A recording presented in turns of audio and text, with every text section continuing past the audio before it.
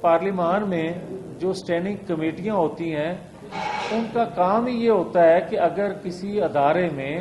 کوئی بے ضابطگی ہو رہی ہے، اگر کسی ادارے میں ماورائے آئین کوئی کام ہو رہا ہے تو اس کو بلا کے اس کو گائیڈ لائن دی جاتی ہے،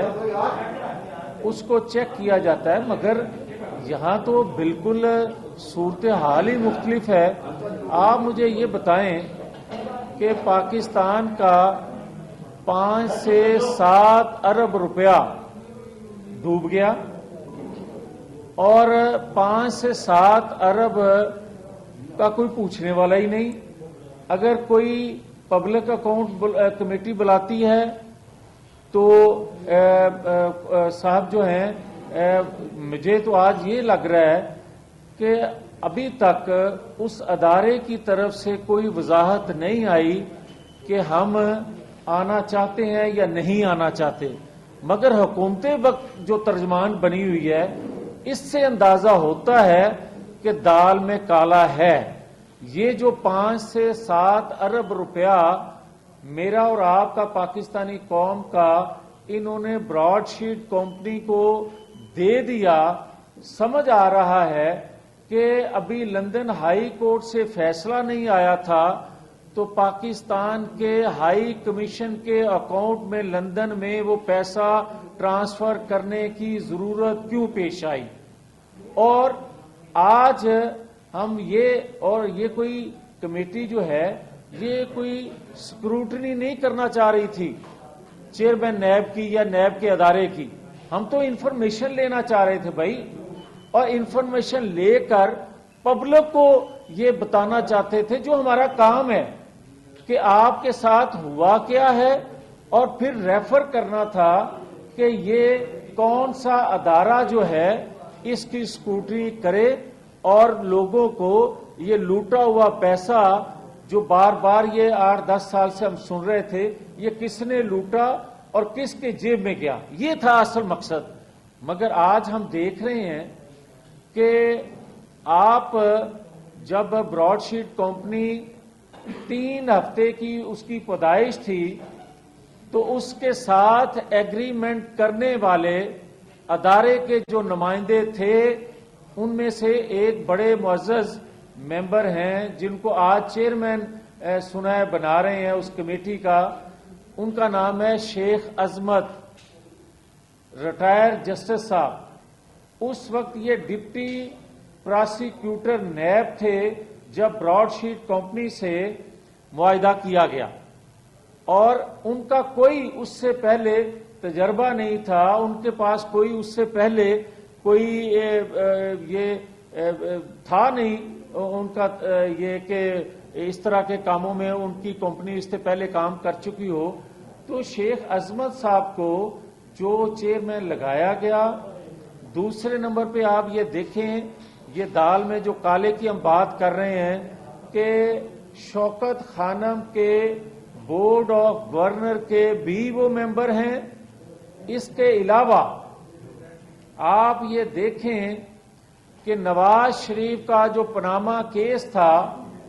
اس کی ججمنٹ دینے والے بھی یہ ہیں۔ اور چوتھا آپ یہ دیکھیں کہ بدنصیبی اس پاکستان کی کہ جو جے آئی ٹی بنی اور اس جے آئی ٹی نے اور عظمت سعید صاحب کی موجودگی میں اس ٹریبیونل میں موجود ہونے پر جو انہوں نے ایک فگر شریف فیملی کے حوالے سے دی، اسی کو براڈ شیٹ کمپنی کے سی او اٹھا کر لندن ہائی کورٹ لے گئے۔ اور آج جو پاکستان کی قوم کا اربوں روپیہ گیا ہے اس کے بھی موجب ہی عظمت صاحب ہیں، اور ان کو کہہ رہے ہیں کہ یہ انصاف دیں گے، یہ جو ہیں یہ دیکھیں گے کہ کس کا قصور کہاں ہے۔ تو میں یہ کہنا چاہتا ہوں، اور اس کے ممبر بھی وہی ہیں جو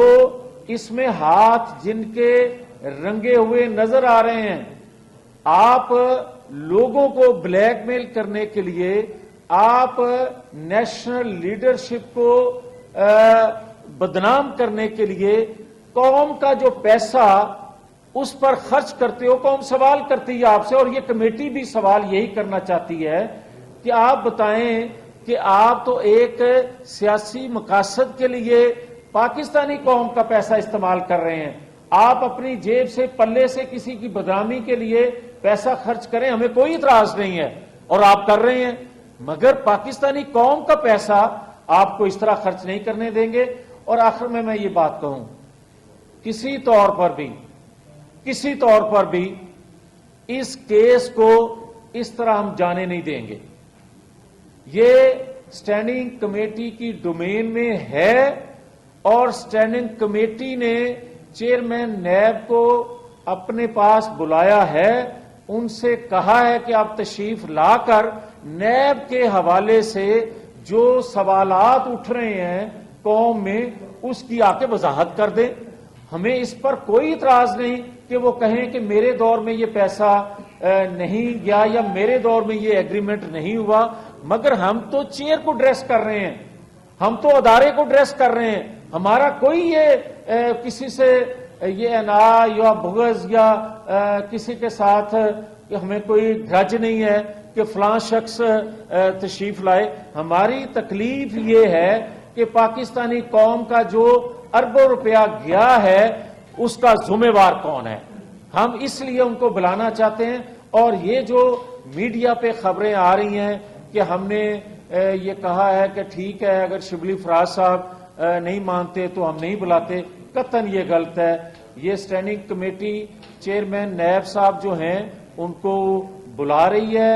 بلائے گی، اور جو پیسہ اربوں روپیہ پاکستانی قوم کا انہوں نے اپنی نالائکیوں کی وجہ سے ڈبویا ہے اس کا حساب ہم ضرور مانگیں گے، اور ہم دیکھیں گے کہ اس میں کک بیک لینے والے اور فیصلے سے پہلے حکومت کے جو وزراء ہیں انہوں نے ان سے اس سی او سے بارگیننگ کی کیوں کوشش کی اور کیا جواب ملا، اور یہ کیا ضرورت پیش آئی کہ فیصلے سے پہلے وہ اماؤنٹ جو ہے وہ لندن ہائی کمیشن کے اکاؤنٹ میں جمع کروا دی جائے۔ بہت شکریہ۔ یہ بتائیے گا کہ جو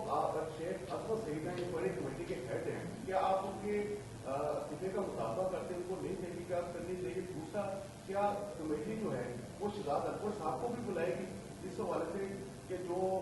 باتیں باہر آ رہی ہیں؟ دیکھیں بات سیدھی سی ہے کہ میں یہاں کوئی سیاسی پوائنٹ سکورنگ نہیں کروں گا، میں بطور ایک اسٹینڈنگ کمیٹی کے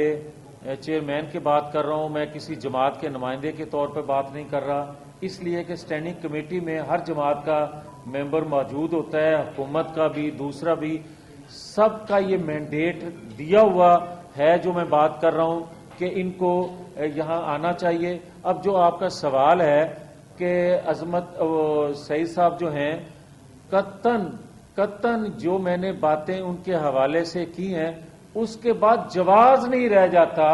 کہ عظمت سعید صاحب کو اس کمیٹی کا ہیڈ بنایا جائے یا جو ممبران ہیں ان کو قبول کیا جائے، جو خود چور ہیں، جو خود کمیشن لینے کے لیے گئے ان کو آپ کمیٹی کا ممبر بنا رہے ہیں۔ یہ پاکستانی قوم کا، اور جو آپ نے شہزاد اکبر کے حوالے سے بات کی، یہ کمیٹی بالکل شہزاد اکبر کو بھی بلائے گی۔ آپ یہ بتائیے گا کہ آپ کہہ رہے ہیں کہ چیئرمین نیب کو طلب کیا جائے گا کمیٹی میں، تو جو حکومتی ارکان ہے، حکومتی حلقے ہیں، وہ یہ کہہ رہے ہیں کیونکہ آپ کا اپنا کیس نیب میں چل رہا ہے، آپ زیر تفتیش ہیں، اس لیے آپ چیئرمین نیب کو اس کیس کی بنیاد پر پریشر میں لانا چاہتے ہیں، یہ ڈرامہ کی طرف۔ مجھے صرف کوئی یہ بتا دے کہ کسی کے بلانے سے کوئی پریشر میں آ جاتا ہے تو بتا دیں، پھر سب کو بلا لیا جائے گا، یہ مناسب نہیں ہے اس طرح کی بات کرنا۔ پروسیکیوٹر جنرل جو ہیں وہ پیش ہی نہیں ہوئے، 2003 سے یہ کیس کلوز ہو چکا تھا راشد کے ساتھ معاہدہ، اور اس میں پیپل پارٹی کی حکومت آئی، اس کے بعد آپ کی حکومت آئی، تو آپ کی بھی حکومت میں اور پیپل پارٹی کی حکومت نے اس کیس کو دیا ہی نہیں ہے، پرسو ہی نہیں کیا ہے، تو اس نتیجہ پہ لندن کی ہائی کورٹ تک پہنچا، تو اس میں قصوروار آپ لوگ نہیں۔ میں اسی میں سپلیمنٹ کرنا چاہ رہا ہوں کہ یہ سب اسٹینڈنگ کمیٹی سارے معاملات کو دیکھے بھی جاتے ہیں، تو جس کا ابھی ہمارے دوست نے کمیٹی جب سارے معاملات دیکھے گی تو اس میں پاکستان پیپلز پارٹی اور مسلم لیگ نون جو اقتدار میں نہیں،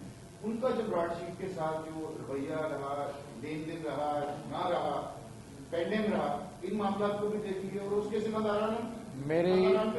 आप सही कह रहे हैं। अब जो मिनिस्टर साहब हैं शिबली फराज साहब, कल उन्होंने यही बात कमेटी में कही कि जो जिस अदवार में कसूरवार है क्या उसको भी कॉल किया जाएगा। हमने उनसे इत्फाक किया कि आपके नज़र में जो भी कसूरवार होगा आप कमेटी को पॉइंट आउट करें, उसको भी कमेटी में बुलाया जाएगा। ये कतन ये मैं पहले भी कह चुका हूं। हम किसी तौर पर जो मौजूदा चेयरमैन नैब हैं, अगर उनका कोई उसमें कसूर नहीं होगा तो हमें क्या जरूरत है कि उनके ऊपर ये इल्जाम लगाने की। हम तो अदारे से बात कर रहे हैं। अदारे ने एक एग्रीमेंट किया था और जो मैं बात कह चुका हूं कि 3 हफ्ते की पैदाइश थी ब्रॉडशीट कंपनी की, तो आप उससे एग्रीमेंट कर गए। और 2003 में जब आपको मतलूबा नतायज जिनके हवाले से 200 बंदों की आपने लिस्ट दी, 200 बंदों में से आपने 2 फोकस किए और जिनके निकले ब्रॉडशीट कंपनी के लोगों ने